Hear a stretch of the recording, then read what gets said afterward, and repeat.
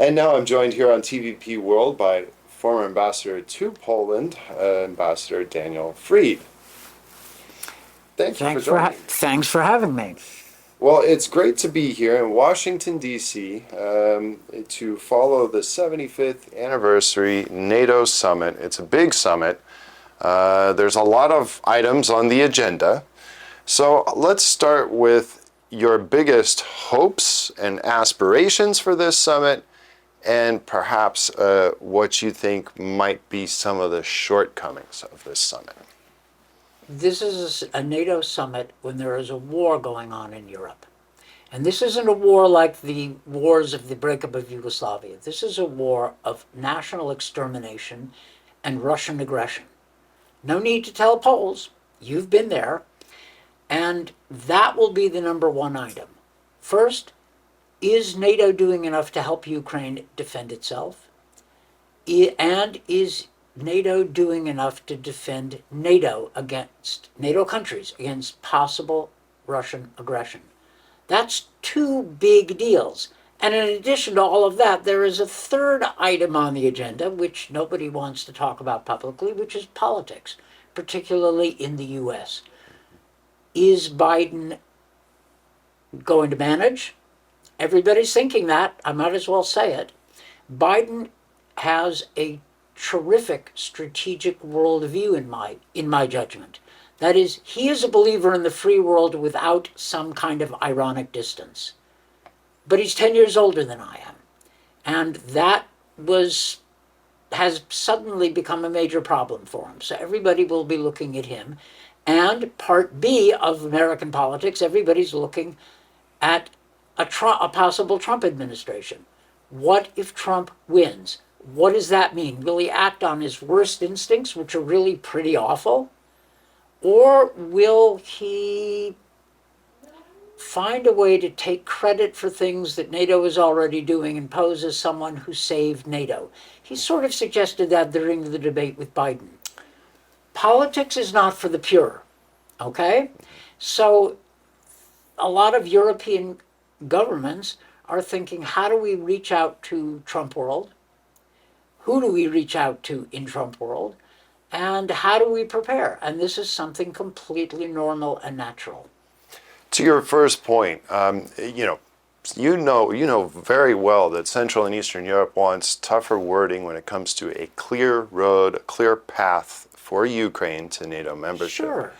And it looks like that's probably going to be the big shortcoming of this summit, that we're not going to get that wording that we're looking for. And in fact, we're even going to be potentially more distant than what Jens Stoltenberg was claiming, that it's not a question of if, but a question of when. I have greater hopes, but we'll see. First of all, let's just stipulate that Poland, the Baltic countries, Romania are right. That is, leaving Ukraine in its gray zone means a green light for Putin's aggression. It's the same argument that Lech Wałęsa and Václav Havel made to Bill Clinton in 1994.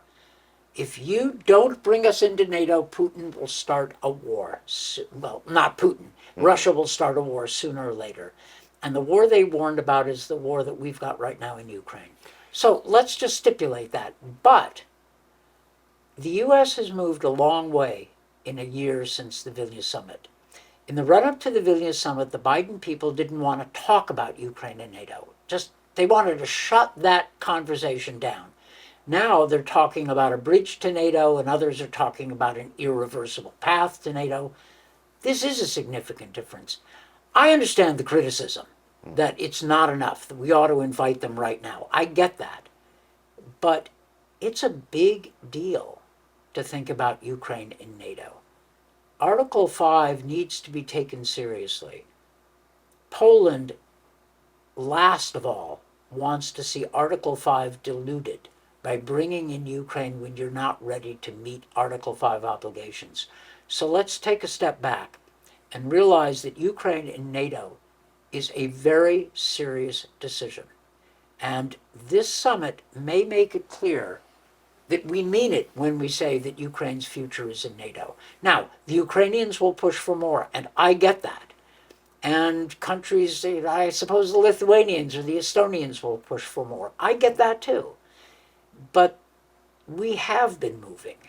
And the conditions for considering Ukraine's accession to NATO are a lot tougher than the conditions in the 90s when we had this debate in Washington and made the decision about Poland. Right. Well, it's sort of like putting the cart before the horse in some ways, right? I mean, doesn't victory need to be achieved before we can start talking seriously about bringing Ukraine into NATO? That would be best now, wouldn't it? Right? Best case scenario. The Ukrainians push back the Russians see the failure of Putin's imperial war and draw conclusions. Okay, play that one out. Best possible scenario. But in my world and in my experience, you can't count on best scenarios. Suppose the war drags out and there's an ugly frontline stalemate. Does that mean that we have to back off of Ukraine or leave them in a gray zone because there's a stalemate or because the Russians keep sending cruise missiles and drones into Ukraine? I don't think so. I think we have to start looking at all the possibilities and looking at the outcome that best defends NATO and security in Europe. And so victory, sure, if we can get it. But if you can't, does that mean you walk away? I think we have to think hard and seriously about all the outcomes. And leaving Ukraine in a gray zone doesn't seem to me to be a great idea under any circumstances. But that leaving Ukraine in a gray zone, isn't that effectively the political decision that's being made at the current time by the political current rulers? As long as it takes. I don't think so. Look, I understand the skepticism, okay? I'm not objecting to the premise of the question, but the Biden people have been moving. Not fast enough, perhaps, but it is a very serious decision. I don't think Poland, of all countries, wants to see Article 5 diluted by bringing Ukraine in when you don't mean it.